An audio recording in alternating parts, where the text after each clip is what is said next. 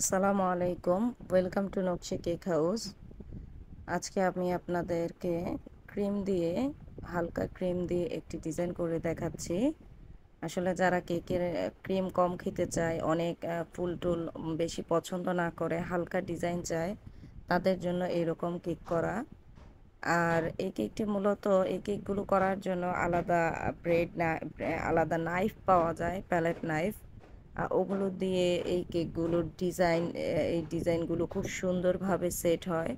আমার কাছে ওইটা নাই, তিনটার এই একটা সেট ছিল, ওইটা দিয়ে আমি চেষ্টা করতেছি ফুলগুলো করার জন্য। যদি কেকটা আমি একটু ফ্রিজে রেখে সেট করতে পারতাম, তাহলে হয়তো এই ফুলগুলো আরও সুন্দরভাবে হতো, কিন্তু আসলে আমার হাতে সময় একদমই কম ছিল, তাই আমি কেকটি ফ্রিজে সেট করতে পারি নাই। তো যাই হোক, বৃথা চেষ্টা করে যাচ্ছি, হচ্ছে কি না জানি না, যে কেমন হচ্ছে বা ফাইনাল লুক কেমন হবে সেটাও আমি জানি না। করে যাচ্ছি আর কি, দেখি কেমন হয় শেষ পর্যন্ত। আপনারাও কমেন্ট করে জানাবেন। এইরকম ডিজাইনের কেক আমার এই প্রথম করা।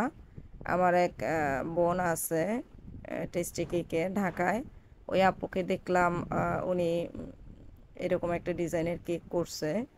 তো ওইটা দেখে দেখে ইন্সপায়ার হয়ে এই কেকটি করা। আর এই কেকটি মূলত কোনো ওকেশনের না, এমনিই বাসায় খাবে, তাই ভাবলাম। আর ও যে কেকটি অর্ডার করেছে, ও মূলত ক্রিম কম পছন্দ করে, তাই ক্রিমটাকে কম দেওয়ার চেষ্টা করছি। আর এই তো সবুজ রং দিয়ে আমি একটু পাতার মতো করে শেপ দিয়ে নিচ্ছি, যদিও আমার পাতাগুলো হচ্ছে না, তারপরও চেষ্টা করে যাচ্ছি আর কি। ওই যে বললাম না যে এগুলোর জন্য আলাদা নাইফ পাওয়া যায়, ওগুলো দিয়ে এই কেকগুলো খুব সুন্দর হয়, এই কেকের ডিজাইনগুলো খুব সুন্দর হয়। তো তারপরও দেখি ফাইনাল লুকটা কেমন হয়, আর আপনারা অবশ্যই কমেন্ট করে জানাবেন যে এটার ফাইনাল লুকটা কেমন হয়েছে দেখতে। এই তো সাইড দিয়েও আমি পাতাগুলো দিয়ে দিচ্ছি। এখন আমি একটি লাল রঙের গানাশ দিয়ে এখন উপরে আমি একটু ড্রিপিং করে দিব হালকা করে, দেখতে যাতে আরেকটু সুন্দর লাগে। এই তো আমি লাল রং দিয়ে একটু করে মাঝের অংশটা একটু ফিল আপ করে দিচ্ছি।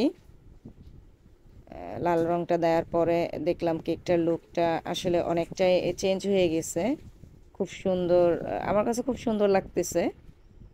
আর মাঝে একটু একটু ফাঁকা জায়গা আছে, ওগুলোতে আমি একটু করে লাভের মতো করে শেপ দিয়ে নিচ্ছি, ছোট ছোট লাভ, যাতে করে ফাঁকা অংশগুলো ফিল আপ হয়ে যায় এবং কেকটা দেখতে আরও এলিগেন্ট লাগে। তো এই তো আমার কেকের ফাইনাল লুক আপনারা দেখতে পাচ্ছেন। কেমন হয়েছে আপনারা অবশ্যই জানাবেন। আমি ফাঁকা অংশগুলো ফিল আপ করে দিচ্ছি। এই তো হয়ে যাচ্ছে আমার কেক। আসলে ফাইনাল লুকটা দেখতে মনে হয় ভালোই হয়েছে প্রাথমিকভাবে।